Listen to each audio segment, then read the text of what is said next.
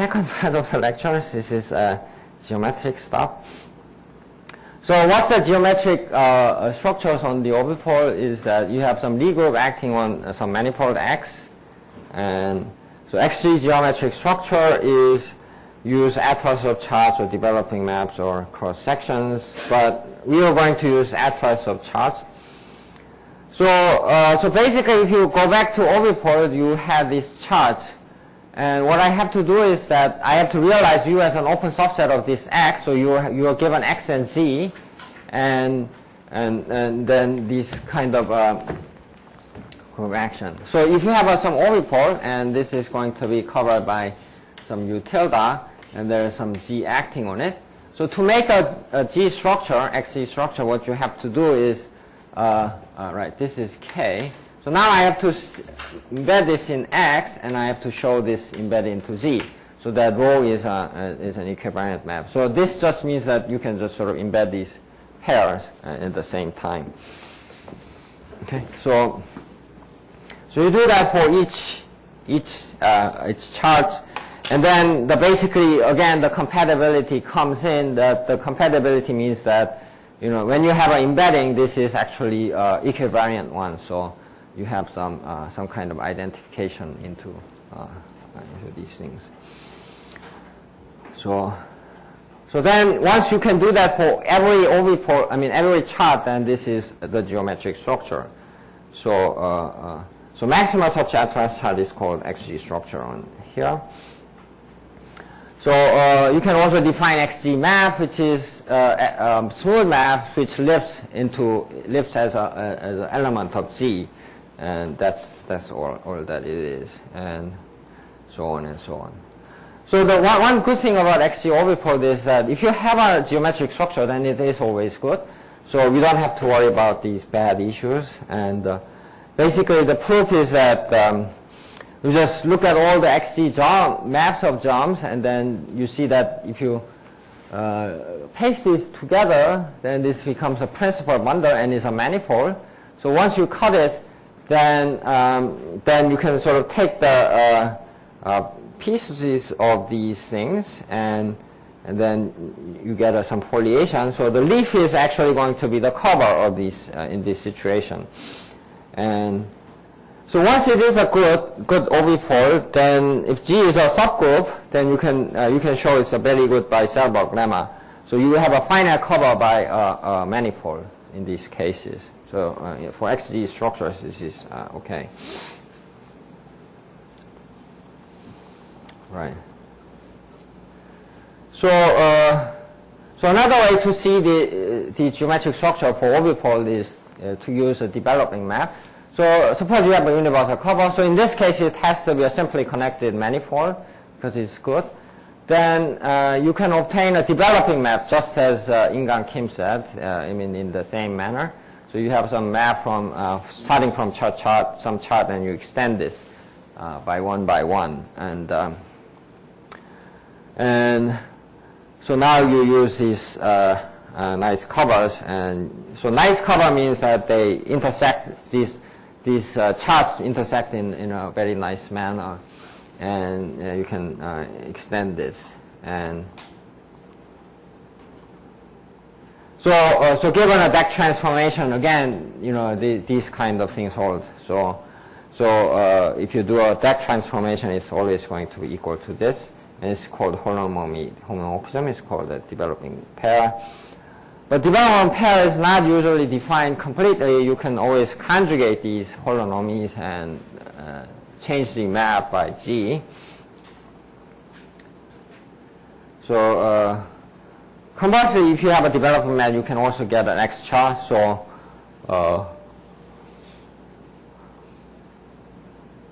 right. So the development pair will completely determine the XG structure. So you can, so XG structure, you can just consider it as some immersion to X which satisfies this property, right? So this is just equivariance. Okay. So that's all that it is. And this M is a universal cover of our orbifold. So in the XG structure, where what we are studying, we are just going to essentially be studying this.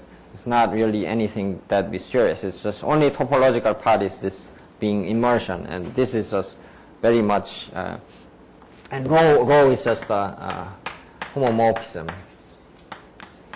So Z, okay. So that's a basic setup that we are doing here. So now we want to study hyperbolic structure. So hyperbolic structure is just geometric structure when G is the PSL2R and X is H2. And so the Tychonoid space is the deformation spaces of all that. So deformation space, just, you can reinterpret it as this. So you look at all the diffeomorphism from M to M prime. So M prime has the hyperbolic 2 orbifold structure now. And then there's an equivalence relation that if these are equivalent, if you can show that these HF is isotopic to Z. So I mean you fix some M here, and then this. So this has a hyperbolic structure, and this is a diffeomorphism F, and you look at all such things, everything. But you consider them to be equal if and only if you can find some H here, which is hyperbolic isometry. So this has to be isometry, but this is, for here, it commutes up to homotopy only, up to isotopy this is. So F, H circle F is isotopy to F. Right, this should be F prime, right? Well, it's F double prime, sorry, it should be F double prime. Okay. So, I mean, if you collect all these things and then you take a quotient, then this is called the deformation space. Okay, so this is the definition of Tychonoid space, you can think of it as that. So you can know the dimension of the Tychonoid space like a pencil synchrony. Yes, but well, we'll get to this later, right? So we can just define this in sort of abstract manner. And so for an orbifold to have a hyperbolic structure, it's just, you can show it's having a negative Euler characteristic, orbifold Euler characteristic that of Satake is sufficient to show that there is a hyperbolic structure. Of course, these are proof, of course. So in your definition of the deformation space of the orbifold, so you take a homotopy. Yes. So ISP. Yes. So your ISP is fixing the components. I mean, is there any relation? Yes. Of course, you have to have a base point. Sorry, I didn't mention base point. So you need to have some non-singular point as a base point, right? And then you should. Your ISP is fixing the component. No. So just the basic base point is enough. So the component will always get preserved anyway, so it doesn't matter because of its isotopy. So yeah, we'll never get any problem, right? And so basically we want to know what the Tychonoid space looks like. So the basic idea is now to cut and paste, right? So we know that. Also to construct the hyperbolic structure, you have to do this sort of cut and paste construction. So that's the basic idea that I'm talking about here. And so suppose we have some geodesic one orbifold in hyperbolic orbifold, so you can realize it, and then you can do this kind of cutting and pasting with respect to this geometry. And you also define Tychonoid space of one orbifold with full singularities. So it's a full one orbifold as just the product of lengths of components of error. So if you have many components, this is how you define it. So you recall what I did with the topological construction, and like cutting and pasting and all that sort of thing.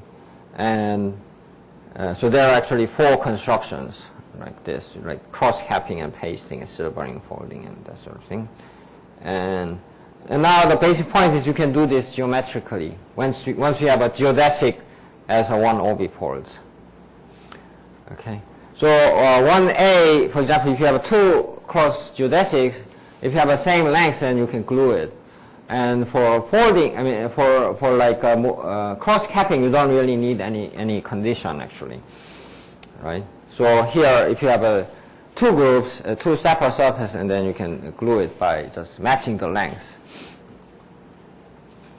And for A2 and the folding, so as I said before, so folding is just this sort of construction. So you have a geodesic here, and then you glue it. But that is actually our degree of freedom because you can choose different type of different place to fold actually. So these are, I mean, it looks like a circle, but it's actually our amount of freedom because you're doing some kind of homotopy construction, right? So for silvering, you can just do it all the time, and for folding, you can also do it all the time, right? So this is what I've done, and so for B, you just pacing to geodesic is just you just have to match the length, and for silvering, you have no real condition, and folding is again very similar for one orbifold also, right? I mean full one orbifold. So the basic idea is that if you have a hyperbolic orbifold, you cut it apart, and so that the complements have negative order characteristic, and you do the maximum number of these things, and so there are these how many 12 types of elementary orbifold that you can construct, and these are the only thing that you can occur. So again, the dotted line is actually the boundary here, and so on, and so black dots indicate cone points, and white points are the corner reflectors, and so they are called parapents. First one is parapents, and second one is annulus with 1 cone point, and annulus with 2 cone points, and sphere with 3 cone points, and so on, and right, and annulus with 1 component of singular in the boundary. So it's a 2-pronged crown or something like this, and annulus with 1 boundary point, and the singular locus is corner reflector is called 1-pronged crown. So these are not my name, but and A3 is a disk with 1 singular point and 1 boundary point. Okay, so I mean I have to go through all this, but anyway, so you can read about this later. Sorry. So anyway, so the basic point is that so if you have a hyperbolic orbifold, then you can decompose into elementary pieces, and then so the Thurston's theorem is that the deformation space of hyperbolic structures, no, I shouldn't say RP2, so sorry, that should be removed. Is just going to be the set of this dimension, 3 times Euler characteristic of the underlying space plus 2k plus L plus 2n, where k is the number of cone points, L is the number of corner reflectors, n is the number of boundary full orbifolds. Okay, so that's what I want to prove. And basically the proof is that you want to cut it up into elementary pieces. And for elementary orbifolds, you discover what the Teichmüller space is. It's just going to be determined by the boundary actually. So the boundary of the length of the boundary is going to be just this Teichmüller space. And now you want to get a bigger orbifold. So when you do this geometric folding construction, you will get some higher dimensional objects, but it's still going to be cells. And so to prove A, what you amount to is just a generalized hyperbolic triangle theorem. So generalized triangle in hyperbolic plane is the following thing: hexagon or pentagon or quadrilateral or triangle. So here is so hexagon. You have 6 sides, and these are all perpendicular. So alpha, beta, gamma you can think of it as angle, generalized angle. And so pentagon you have, so now gamma is now degenerated to a point, and now it's even become an angle, right? That's what happened here. And for C, actually now, what happened now? So alpha and beta now degenerated into point and now become an angle. And for D, everything, alpha, beta, gamma all just became an angle here, degenerated to a point.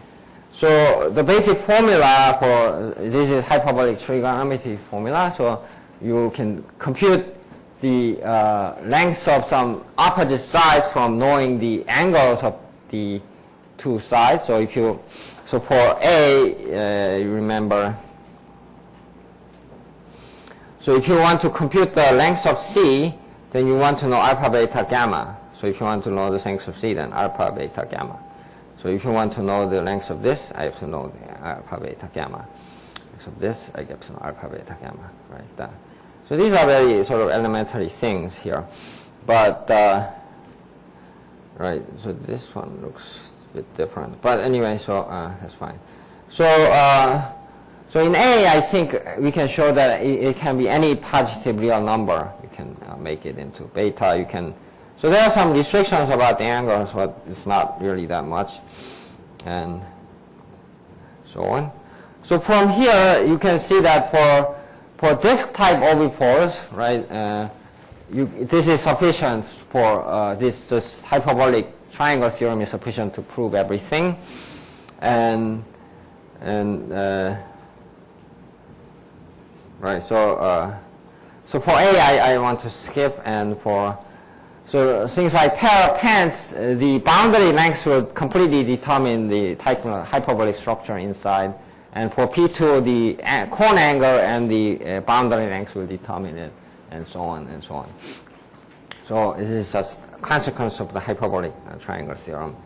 And to prove the Thurston theorem, you just have to remember these geometric regluing constructions and prove these in sort of induction, right? So this is, so I written it down here, but anyway, so I think I want to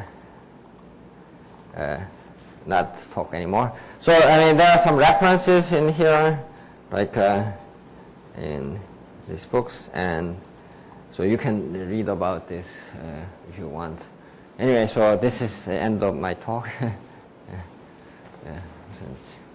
예, 질문 있으시면